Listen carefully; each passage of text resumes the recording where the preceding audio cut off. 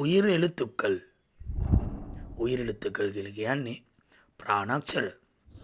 අර කියලා කියන්නත් පුළුවන්. දෙමළ භාෂාවෙන් උயிරෙழுத்துக்கள் 12ක් තියෙනවා. ආනා මේ අකුරට කියන්නේ ආනා. ආවන්නා මේ අකුර උච්චාරණය කරන්නේ ආවන්නා.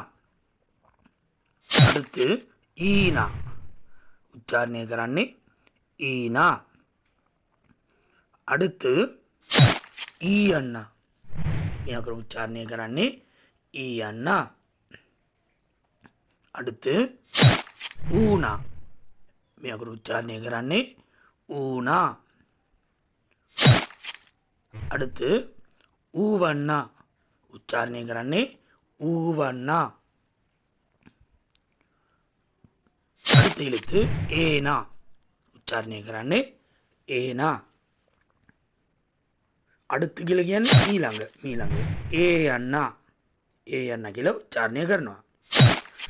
මේක අයියண்ணා කියලා උච්චාරණය කරනවා. அடுத்து ஓனா කියලා உச்சாரணை කරනවා අපි. அடுத்து பாருங்க ஓவண்ணா என்னது ஓவண்ணா.